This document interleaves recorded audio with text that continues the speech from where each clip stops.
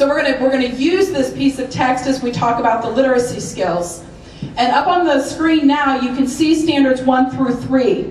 If you take a look at standard 1, what's the most important nugget in standard 1? Can you see it well enough to be able to determine what is it that students are supposed to do in standard 1?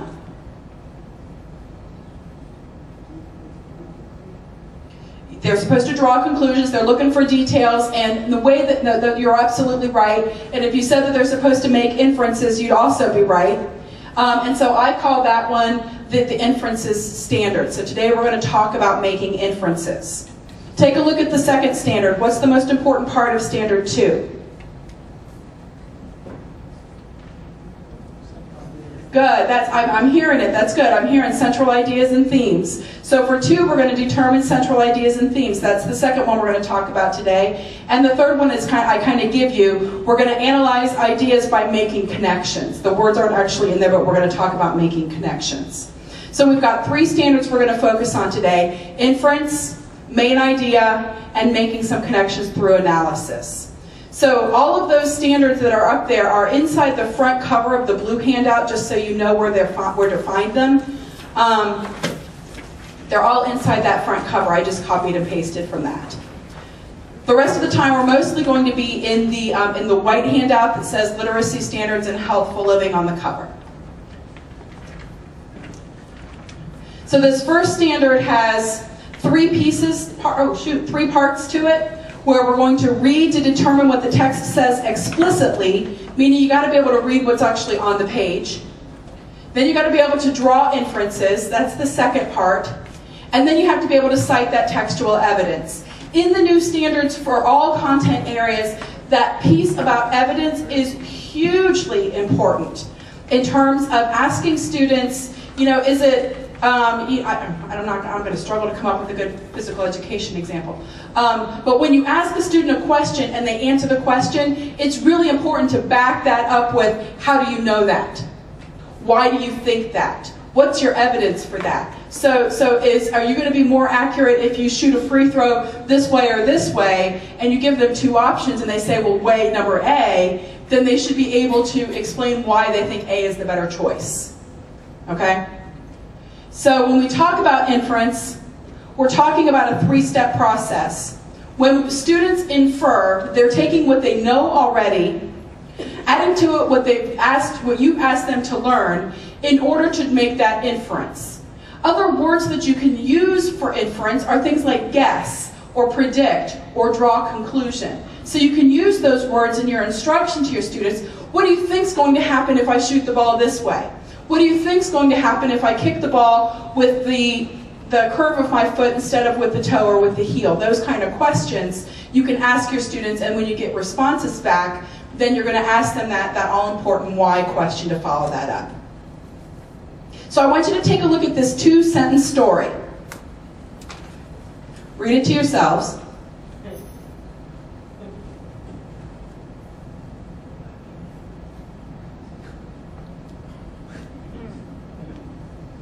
All right, so what can you infer about the man in the story?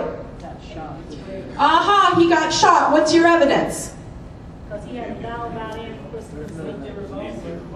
There's an empty gun, right? Is there evidence, though, that he was actually shot? No. We've got the police there, and we've got an empty gun. Can we infer that he's been shot? We can guess, right? Absolutely. But if you ask the students, what's your evidence, are they going to have any direct evidence? No, they're not. What can we infer about the woman? Does she like him very much? What's your evidence for her not liking him? Right, she says he's hard to live with, right? How well does the guy play the violin? Evidently not well enough, right? He's learning, good. And we've got evidence for the fact that he's learning. Are they in a romantic relationship? Do we have any evidence for that? It's a studio apartment, so we can make some assumptions about the fact that they're living in close quarters. And it would be pretty rare to have 2 people who were not romantically involved living in a tiny little studio apartment, but we really don't have any direct evidence for that, do we? So we can see things that, you know, some people have suggested in this little short story that she's actually handing the police the empty gun in an attempt not to hurt him.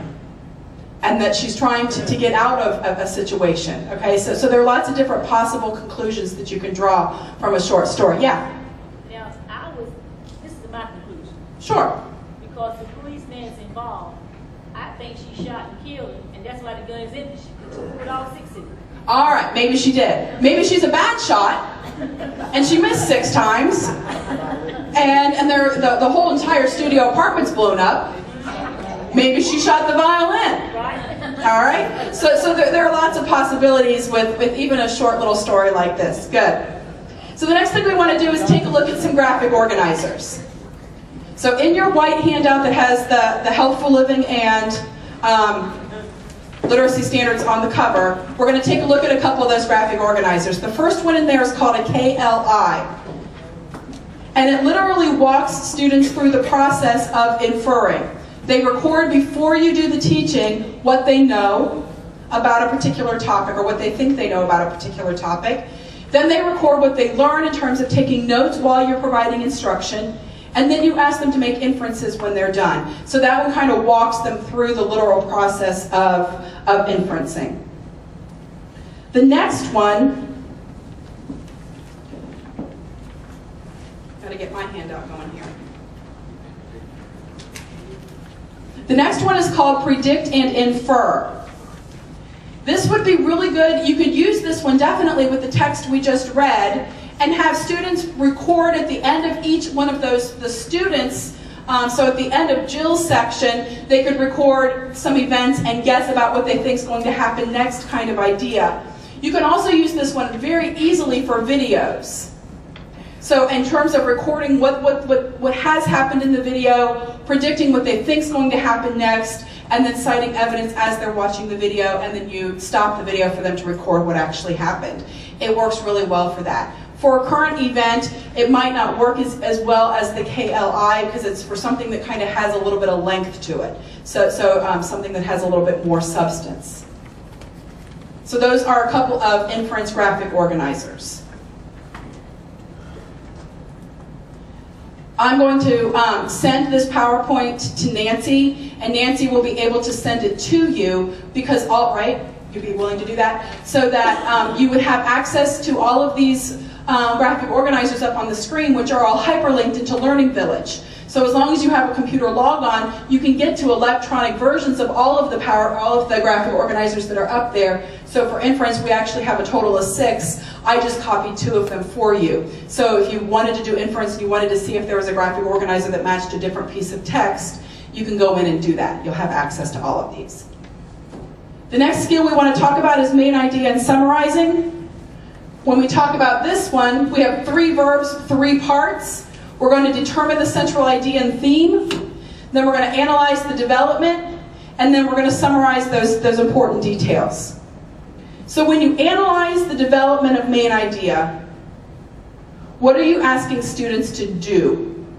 When you analyze the development of main idea, what are you asking students to actually do? After they figured out what the main idea is, how do they analyze its development? How does the main idea get developed? Through the what? It is through the text, absolutely. So we look at main idea and we say, okay, this is the main idea of the text and I'm happy with that. And you as the teacher agree that's the main idea. What's your evidence for that being the main idea? How are you going to back that up? There's one word I'm looking for. And it's even up there on the screen. Yes, we're looking for the details. Very good. When you analyze the development of main idea, you're looking for the details. It's no more complicated than that. When you have a main idea, the main idea should be supported by some supporting facts, which we call details. Does that make sense when we say it that way? Okay, good. So when we talk about main idea, we have the difference between a main idea and an important idea is a crucial distinction to make. When you have a main idea, you're talking about a specific section of text. So it might be a sentence, it might be a paragraph, it might be a section. When you're talking about an important idea, The idea there is that it's more holistic, it's more big picture. It's more that they would read an entire article and say, here's what I took away from the article, here's what I think is important about this article. It's different than a main idea. It's an important idea. And then when we talk about summarizing skills, that's basically having students put things into their own words, right? Where we're comfortable with that idea of summarizing. And we do formative summarizing, where it might be that you've been in class for 20 minutes and you ask them to say, okay, now what have we learned in the first 20 minutes? And a couple of students kind of call that out to you. That's the summarizing technique. You can have students turn to each other and summarize in the middle of class, and then have a few of them report that out. Or you can have students summarize at the end of a lesson, where you've said, okay, we've had class today and we learned some different dribbling skills. What dribbling skills did we learn? And have them summarize that way at the end. Both of those work. Notice that there are an abundance of graphic organizers for main idea and for summarizing. We're going to go over just a few in your packet. The first one is the main idea web. Here's the $50,000 question. Is this graphic organizer set up for a short or long passage of text?